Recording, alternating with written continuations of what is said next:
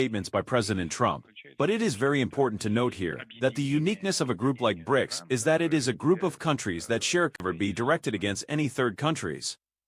President Trump also posted that tariff letters and possibly deals would be delivered to countries starting Monday.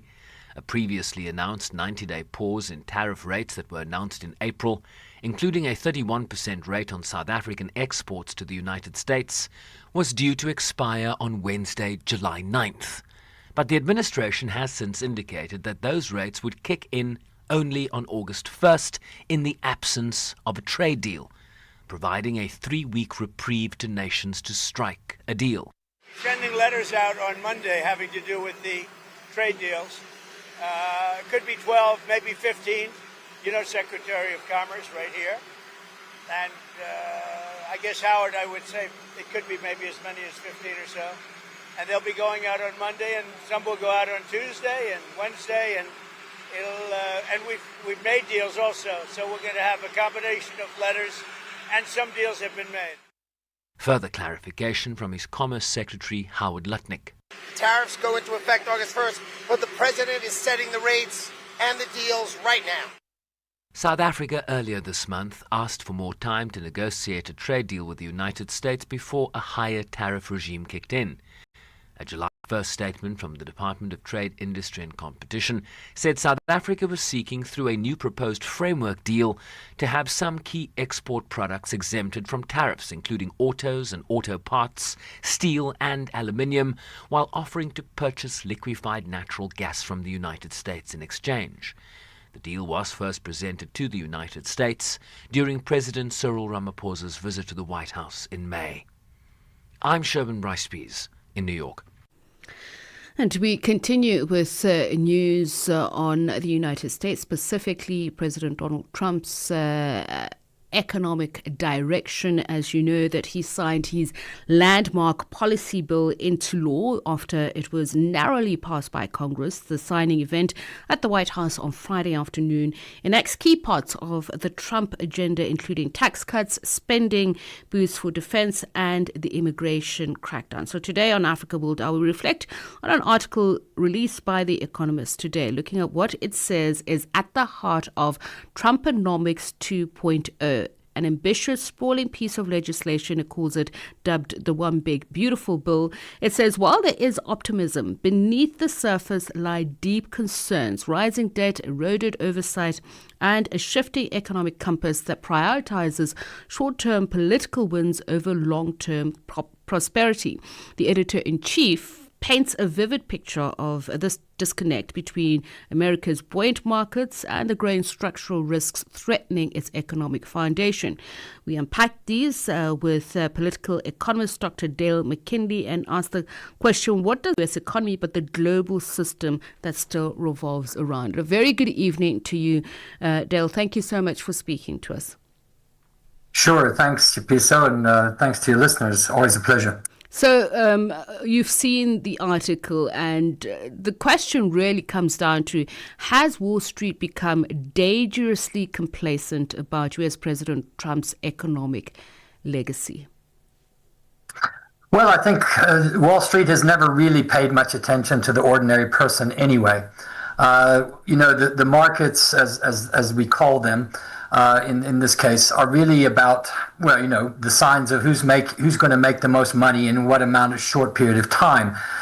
It's never really been about long-term sustainability. We've seen this from 2008, even before the financial crisis, the bubbles, all of the different kinds of crises that have roiled Wall Street. And now, while I think there's probably some of them that are cheering, because Trump is one of the, he's a good friend of big corporations for the most part, or particular corporations, and he has basically, one of the features of this so-called big beautiful bill, which is I would call a big ugly bill, is that he has given the bill, of course, is going to be certainly. How should we say, quite happy about this in the short term. But I think some of the more serious economists and some of the people who pay attention to the underlying, as you mentioned, the structural characteristics of the U.S. economy should be worried because this is not a bill that is going to invest in what the United States really needs. It's almost as if what we see at the surface is this, growing economy, the job. We all look at these stats that come out on a regular basis about job creation, everything else. But underlying that, the United States is in serious trouble. Much like our own country, even if much to a lesser extent, its infrastructural woes are huge. It needs to invest. I was reading a piece just the other day that the average bridge in the United States is 50 to 60 years old. And that's just, and there's tens of thousands of them that need to be, basically repaired. So that's just the educational system, the healthcare system. One could go on and on. So I think underlying that, and also not even mentioning the fact that this is going to alienate a lot of people from the grassroots, people who voted for Trump himself. So politically, one could also say that it's a particularly problematic bill. And I think, as I say, some of the more serious people on Wall Street probably are quite concerned, and they should be concerned. The Republicans are painting this bill as legislation that will create economic boom. But you say that in terms of long-term fundamentals, it is problematic. So who should we believe in terms, and if this is to be judged according to GDP growth, and is GDP growth the right metric to measure the structural balance of the U.S. economy? No, I don't think so, and I don't think it's the right measurement to measure any structural imbalance in any economy.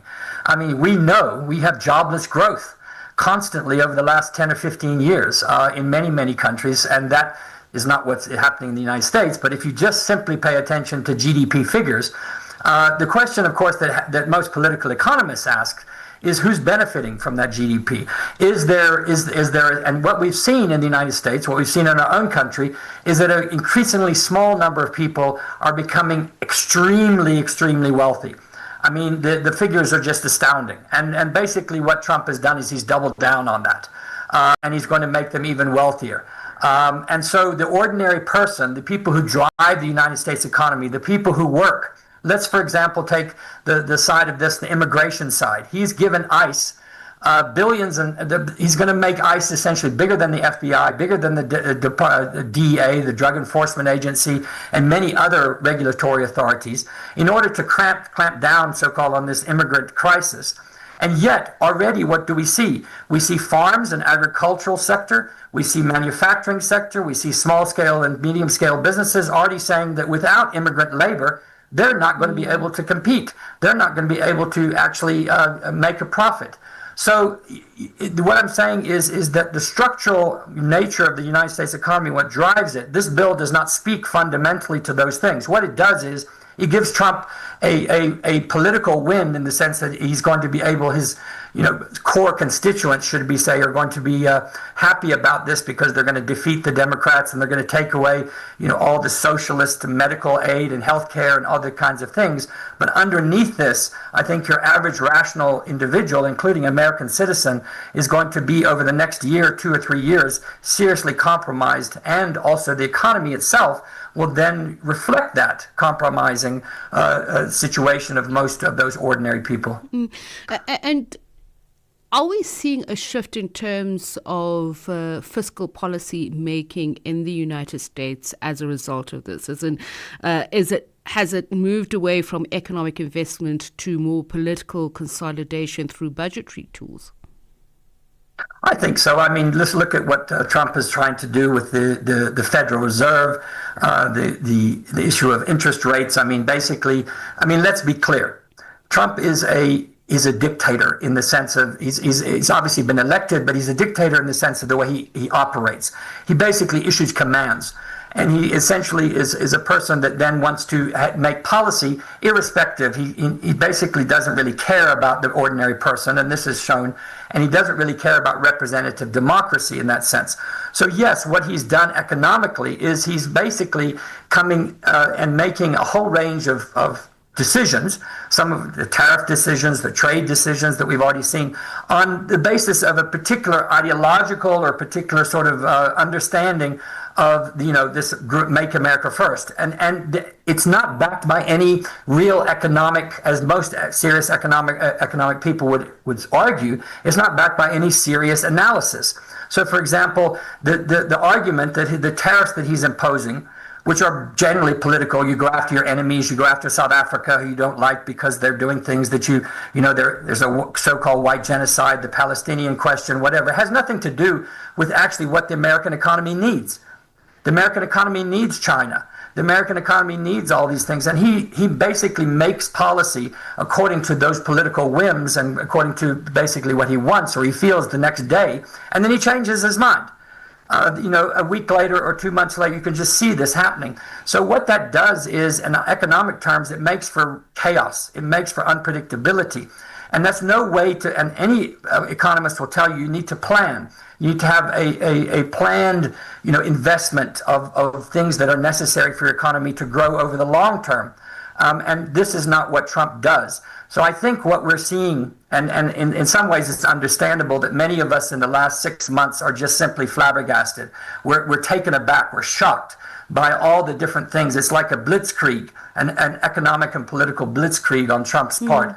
But I think when this settles down, we'll have a much more rational discussion about really what these economic policies and the damage that it's going to do, not only to American domestic economy, but to the global trade and others, because it's not based on the real economic decisions. It's simply based on the whims and the interests of a very small elite in the United States. And when you talk about alarm, for instance, we've seen the figures, some economists raising the whole issue of debt to GDP ratio, for instance, saying that they are currently at World War II levels. Why is there not enough bipartisan alarm? We know it wasn't so easy for him to pass a bill in Congress, but certainly he has people who are backing him. Well, let's remind ourselves, the only way it passed the Senate was because the vice president broke. It was 50-50. It was split completely down the middle. It was only, and then in the House, it was a majority of 3 or 4, I believe, that voted. So it's split. America is split down the middle, and I think he cajoled, he threatened. That's his style. He threatens his Republican, and they just fall in line. So I don't think, and generally, I want to give you a quote just to indicate, and I think listeners would appreciate this, that Mitch McConnell, who is the Senate, one of the former Senate leader, the Republican, he was talking to a Republican caucus after the bill, and someone was saying, yes, a lot of our constituents are complaining about Medicaid and Medicare, and he said, well, they'll get over it. That was his response. This is the response of politicians, and this is of who hold the people in contempt, who don't really care about things. And in that case, I think it's very clear that what Trump is doing is going to have serious repercussions for him, not just economically, but politically.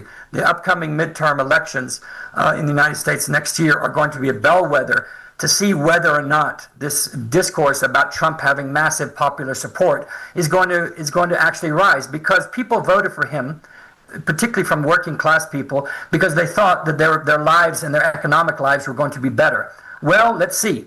Let's see if that's the case in a year and a half. I seriously doubt that that's going to be the case. And I think Trump's going to pay, and the Republican Party are going to pay a longer-term political price for this. And speaking of that, does this also mean that we are seeing a reshaping of America's social contract? You speak about the people who voted for him. From what I'm hearing, you say that the disquiet will eventually grow. And can the U.S. Fed or congressional budget office play a more meaningful counterbalance role in all of this? Well, yes, it could. Whether it does is another story, because the monetary authorities, even under President Biden, were not particularly making monetary and fiscal policy that was beneficial to the majority of the people. The United States economy is based on consumerism, on massive quantities of buying things, and of constantly turning that over all the time. And remember George Bush's dictum after the Iran, go shop. Be patriotic, go shop. And that consumerism, which is can as we've seen in the United States, can be very, very fickle. in the context of people's ability to keep up that consumer pattern. So in this case, I think the fiscal and monetary policy, there is an opportunity for people to push back against what is truly a developing oligarchy. And I think it has been that way for a while, but I think Trump has taken it to a completely another level. And if, for example, let's say, for example, if credit, which of course, in the context of being available for ordinary people, while you couldn't, workers couldn't buy a house, but if you wanted to start a credit agency and spend and have no regulations on your spending 20, 25 years ago, you were allowed to do it, and that created the housing bubble and a massive crisis, not only in the United States, but globally. So I think the responsible fiscal and monetary policy is there to be had. The question is, can they resist the populism and the pressure of a Trump administration to go his way and actually to contain the kind of inflation that is probably going to be quite a tiger in the next year or two as a result of the unpredictability. And that's the other thing. You need, for good fiscal and monetary policy, you need prediction. You need to be able to know that things are going to be a particular way. With Trump, nobody knows what's going to happen next week. And that's the fundamental issue here, is that those decision makers and others are going to be in a bit of a bind, because whatever decision they make 2 or 3 weeks from now or 2 or 3 months down the line, they could be undermined by political decisions that have nothing to do with the economy. And just a quick and final question. So the prediction by some is that this will cause structural or institutional fragility. But the more important question is that will we see that bleed over into the global financial system? I think it already is. I mean, if one looks at the predictions, in terms of, we have anemic growth. There's more conflict than there ever has been. Some of it over economic issues, others over territorial and political and ideological reasons. But certainly what the United States does matters, irrespective of what we think about Trump, because it is, as you mentioned at the beginning, at the center of the global trade and financial regimes and all of the institutions that have run post-World War II. I think it's being reshaped. So it's when you say in crisis and trouble, yes, but then there's possibilities. I mean, the BRICS just had the summit just in the last couple of days. This is going to be an interesting development in terms of what other, is the U.S. dollar, which is at a 5-year low. Is it still going to be the currency of choice in another 3 or 4 years? Will we see the United States being able to call the shots in the IMF and the World Bank and other kinds of lending institutions? It's unpredictable, but I think what you see in the United States is a forerunner of what you're going to see in the global financial and economic system, which is unpredictability, ups and downs, and a lot of opportunities, but also a lot of possibilities for some serious crises. Dr. Dale McKinley, thank you very much for your time, for your insights and sharing them with us.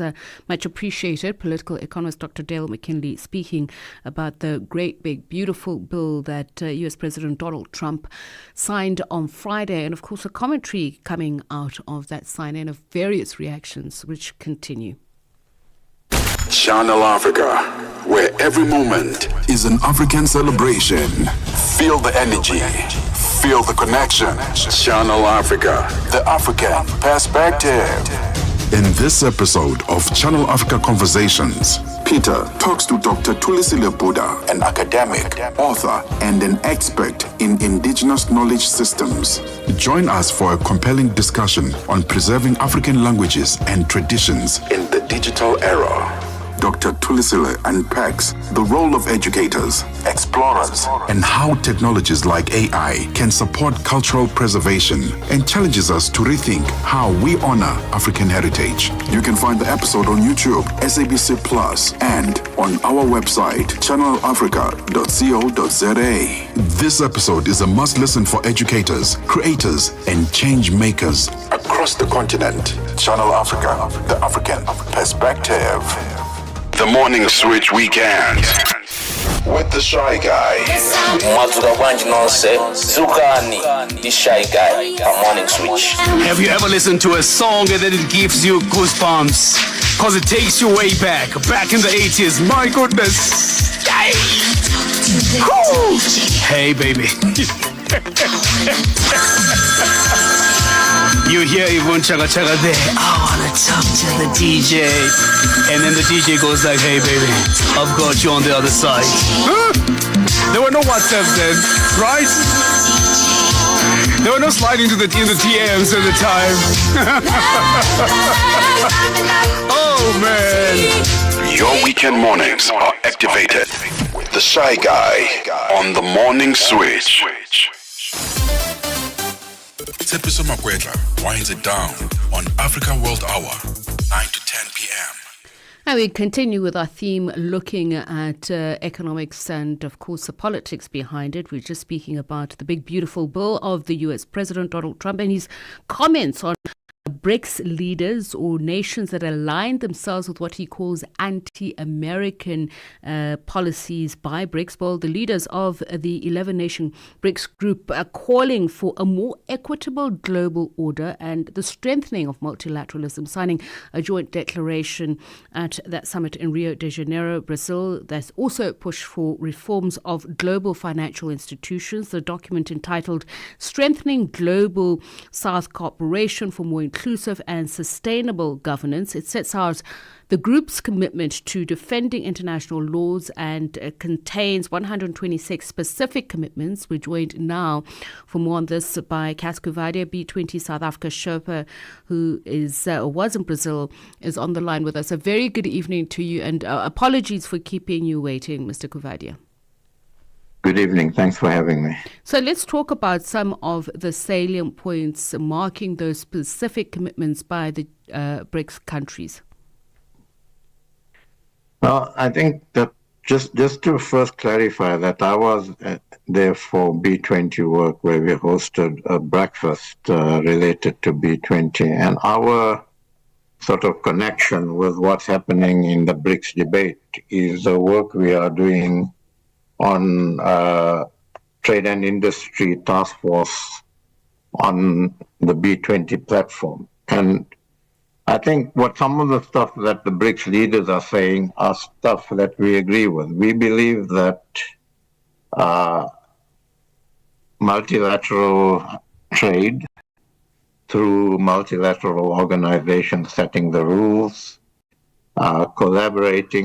countries collaborating with each other to actually look for deals and agreements that are mutually beneficial, and respect for international law.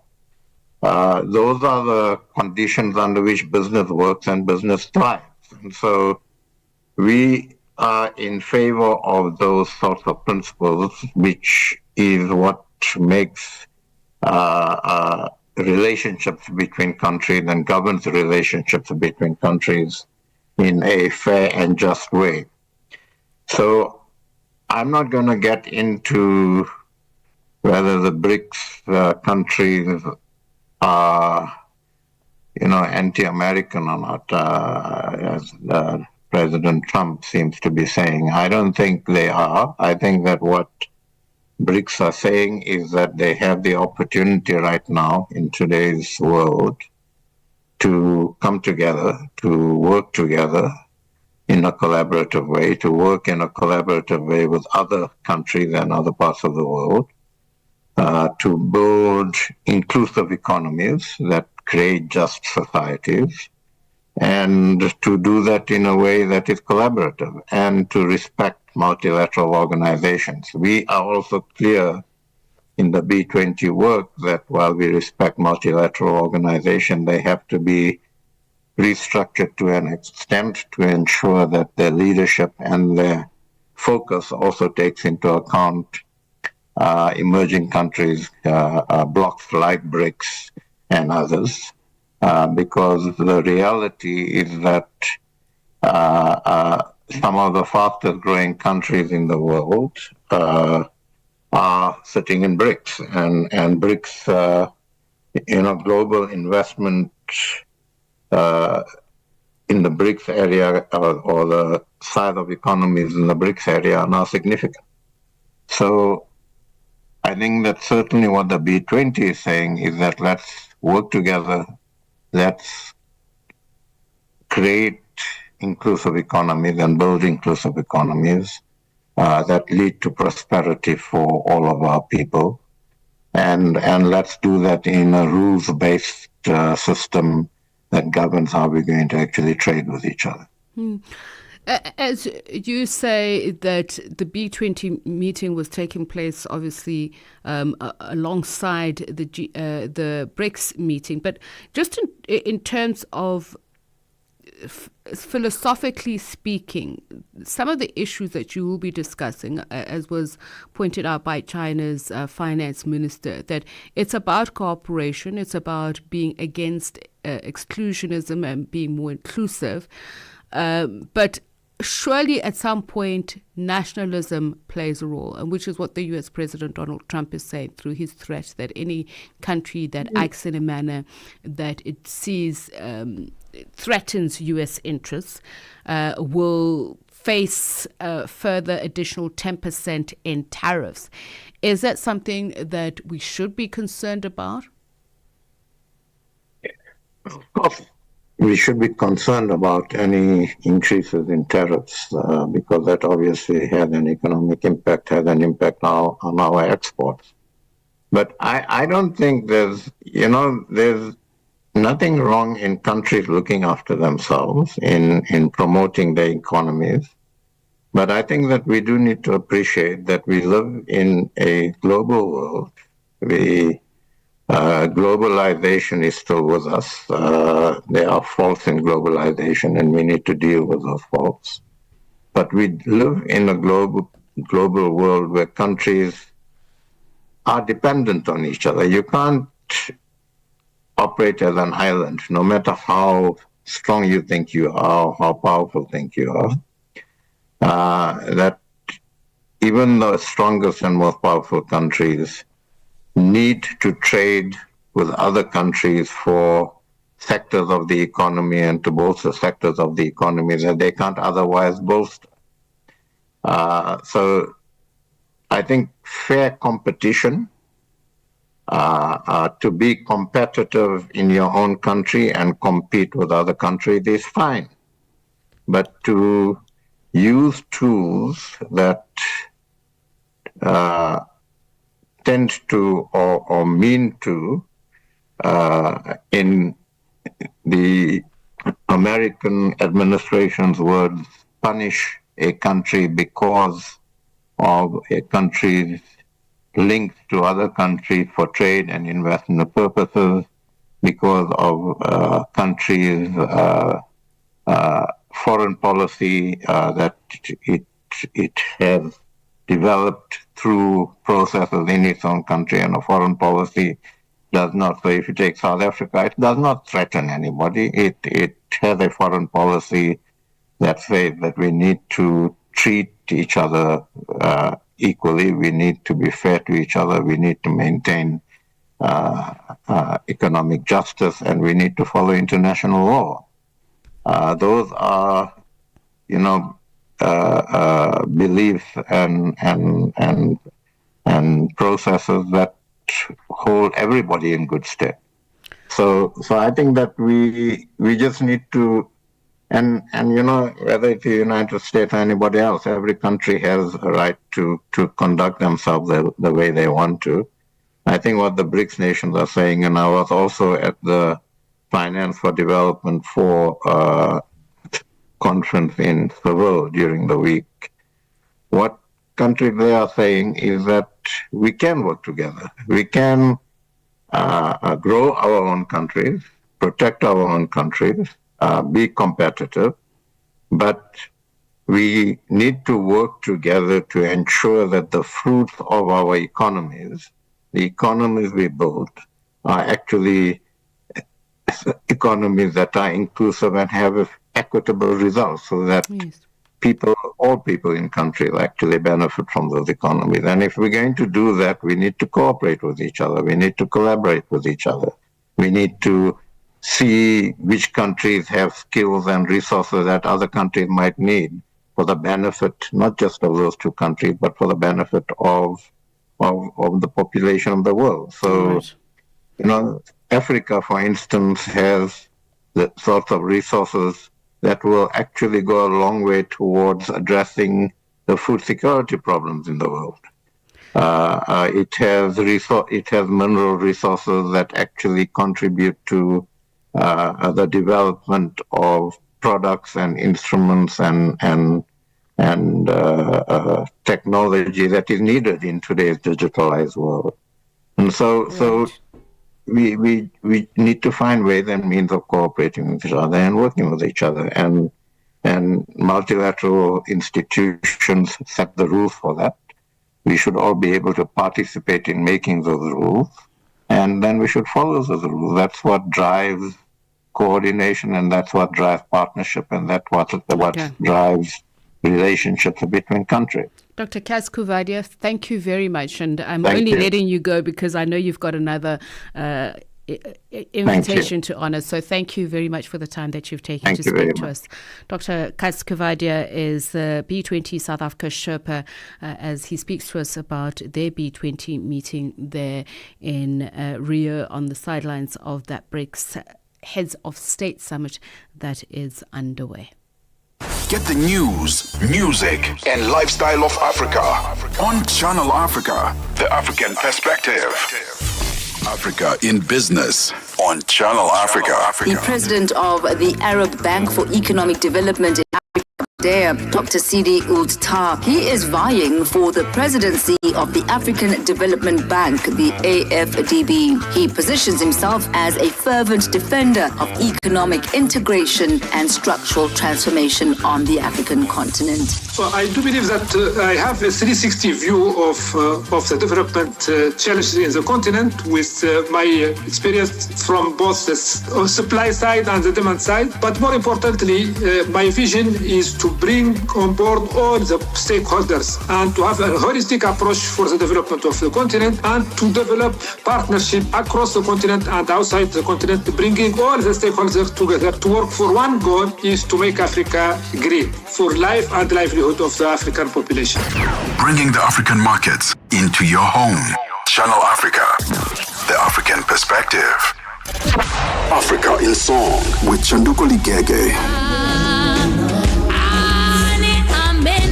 This song has a line that I love so much in the isiXhosa language. It says, Andinayo nesentem daga. So I went down to the Eastern Cape. So I went to Yanga and said, Yanga, tell me here, what does Andinayo nesentem daga mean? If I say Andinayo nesentem daga, it means that I do not have any money on me. I do not have money to give to you. Interesting, because in Chivenda, I would just say, Atinana peni, ndo cherumwe. I wonder if you have that expression in your home language when you want to say you're broke, but in a very creative way. What do you say? I'd like to hear from you. Africa in Song with Chanduko Ligege. In this episode of Channel Africa Conversations, Peter talks to Dr. Thulisile Buddha, an academic, author, and an expert in indigenous knowledge systems. Join us for a compelling discussion on preserving African languages and traditions in the digital era.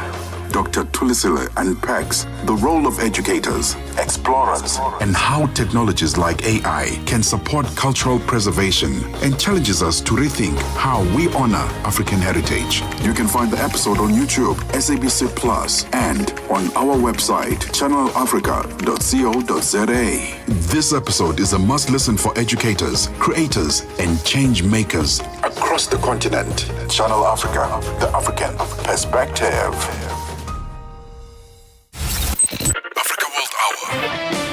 Africa World Hour, unpacking global headlines from an African perspective. And it's 15 minutes to 10 as we continue with the last 15 minutes of Africa World Hour here on Channel Africa, the African perspective. We talk about the humanitarian crisis in Afghanistan, how it's deepening. Doctors Without Borders is sounding the alarm over a surge in critically ill children overwhelming hospitals.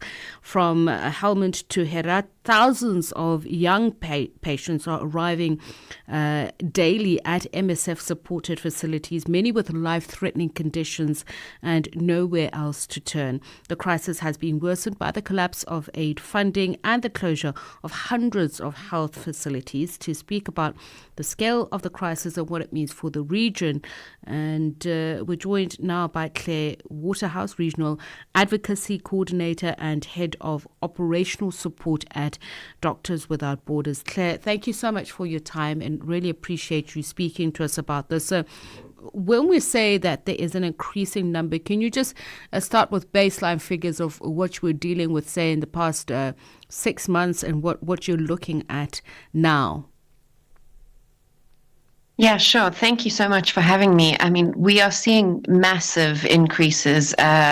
We have gone from, for example, seeing excuse me, my apologies, from seeing under 1,000 patients in our outpatient departments in the various hospitals where we work every day, to now up to more than 2,000 patients, many of whom are children per day in many of our hospitals. We're seeing our beds are completely full, often more than 1 or 2 critical patients per bed, especially in the case, again, of children. Malnutrition has surged massively. Last year, we actually provided treatment for more than 13,000 severe nutrition cases. We're already higher than that this year.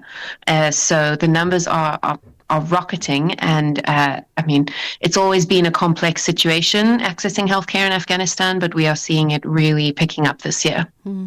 I mean, just to paint a picture from what you're saying, that it's the sound of crying and beeping medical devices, and nurses are rushing from bed to bed checking vital signs. So this surely paints a picture of a very desperate situation. Absolutely. We're hearing from our doctors in Afghanistan that they are just continually trying to see the patients who come daily in the emergency rooms. It's not uncommon now, due to a lack of beds, for people to be in triage in an emergency room for more than a day while they wait for a bed.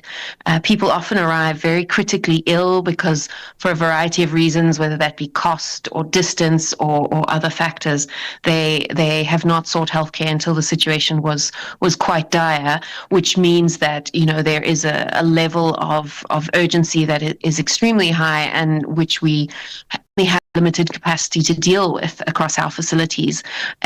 So there is just a constant sort of race against time in our emergency rooms as we try to help as many people as possible, but it can be extremely difficult, which is why we see things that we would never normally do, or we would always try to avoid: having patients sharing beds, having more than one baby in an incubator, etc. But at the moment, we are just trying to provide as much healthcare as we can to as many people as possible, and the numbers are very overwhelming for us. It's interesting that you should say that, because as you were speaking, I was looking at this picture of 3 newborns in an incubator. So talk to me about the rise in pediatric cases. The figures say that in April you were seeing something like 14,000 children under the age of 5 in NICU or emergency wards. What has led to this? Well, essentially, I think what we're seeing is just the slow collapse of the Afghan health system. There's been a huge multitude of factors contributing to that. Ironically, the security situation has become a bit better since 2021, when the conflict ended, making it a little bit safer for people to travel to health facilities. But on the flip side, the economy has struggled significantly, and many more restrictions have come into place, particularly around women traveling. So that means that most people cannot afford to access healthcare, because most people have to pay for healthcare, even in public facilities. So something like 78% of all health expenditure in Afghanistan is out of pocket from patients or their families. So often cost is a real factor that makes people not seek healthcare. Distance as well, rural Afghanistan has a lot of very rural areas. And then these newer restrictions on women who are not allowed to travel without a male guardian or a maham, which is not always easy for them.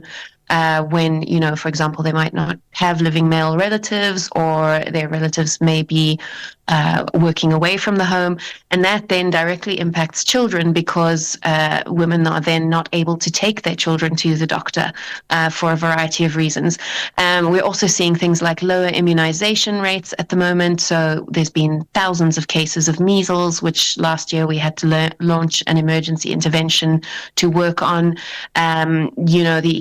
The economy and the difficulties in accessing proper food has meant, as I mentioned, many thousands of severe malnutrition cases. And then, often children arriving when they are already severely ill, their families hope that they might just get better. And so by the time they make it to a health facility like ourselves, they are then obviously quite severely ill. So there are a multitude of factors contributing to it. But in short, it's really a collapse of health system infrastructure. Public clinics also often lack the medicine, the tools, the diagnostics, and the staff to treat people as well. So people might start at one of those clinics, but then be forced to travel longer distances to reach us or other clinics as well. Really heartbreaking story. Much appreciated for you speaking to us, Claire Waterhouse, Regional Advocacy Coordinator and Head of the Operational Support Unit at Doctors Without Borders. And she's speaking to us about the growing pediatric health crisis there. In just a moment, we'll find out about the fate of children in the Ukraine. We are on Open Views Audio Bouquet, Channel 628. In this episode of Channel Africa Conversations, Peter talks to Dr. Tulisile Buddha, an academic, author, and an expert in indigenous knowledge systems.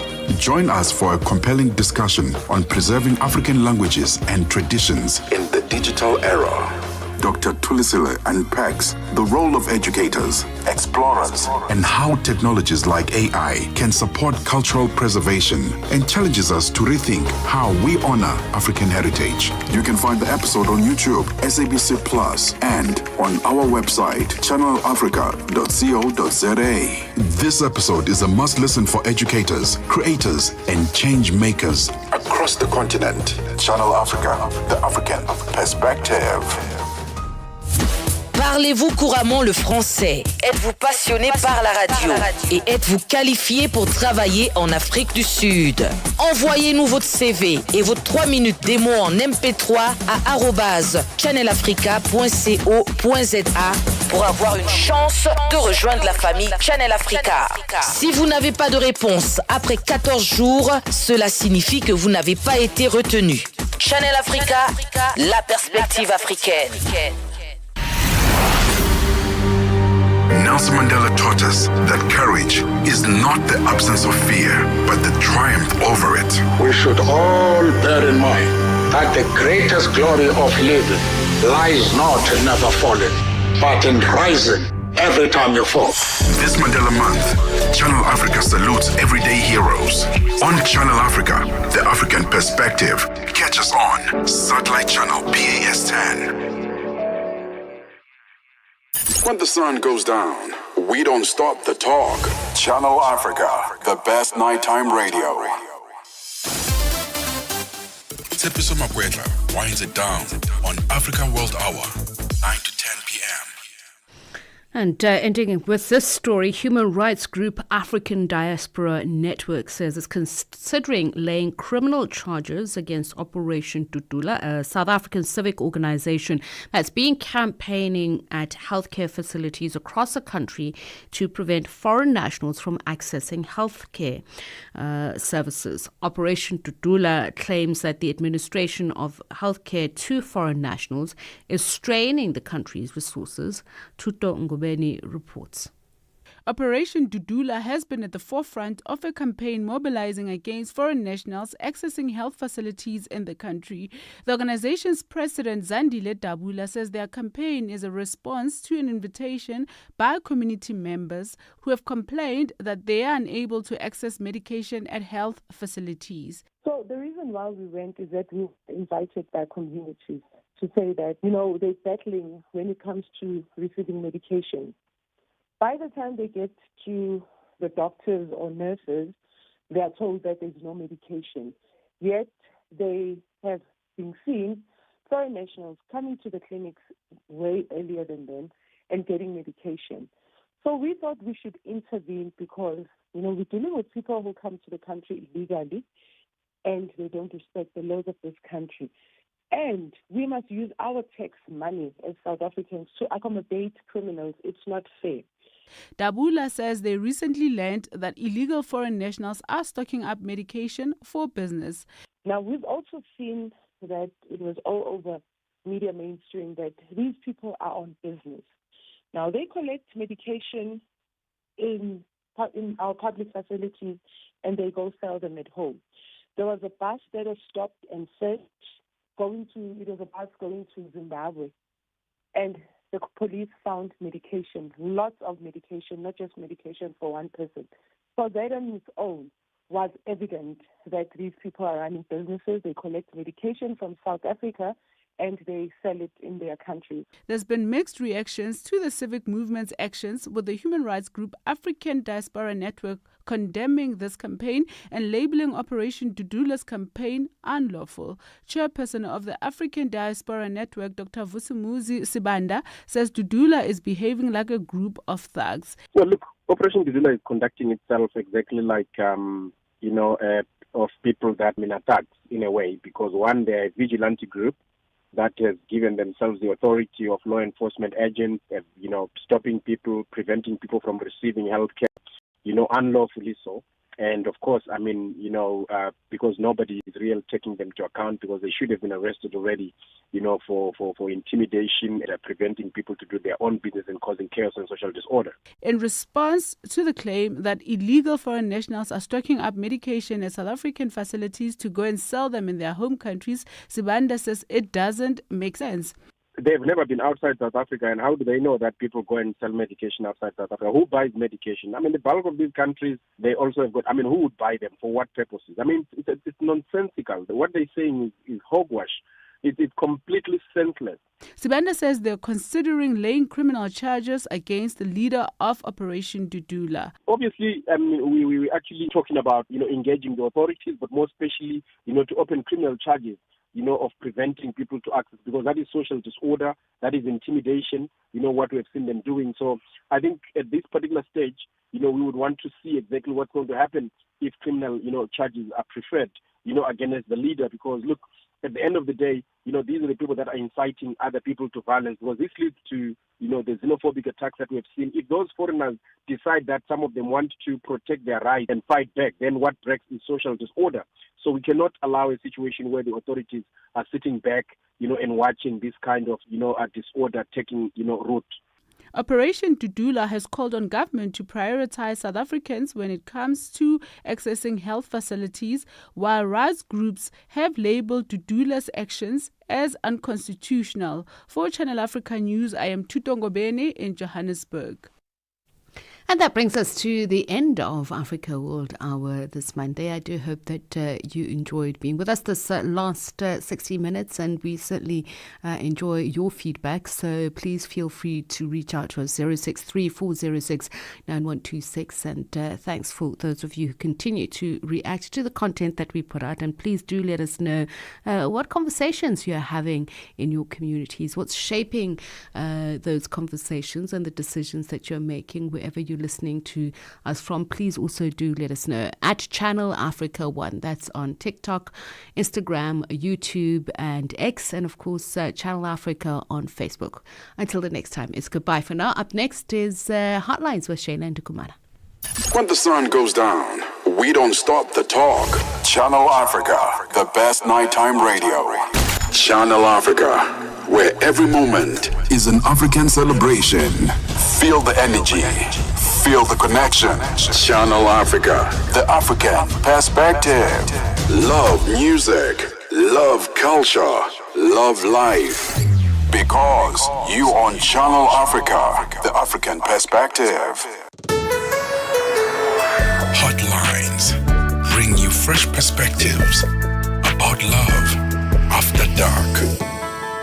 With Sheila Dukumana.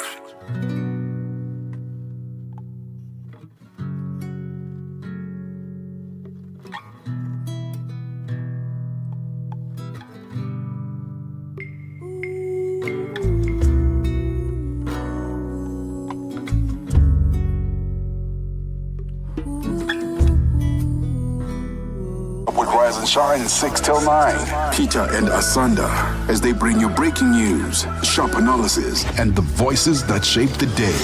At mid-morning, we get on the move with Palisa and Benjamin, digging into the African lifestyle, people, and the things that make Africa smile.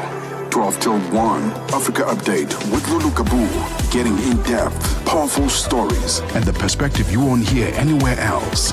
The Upside, 1 till 4, live and real, with Tepu Kholikweleni and Nompumelelo Ngubeni. Tame Ngubeni talks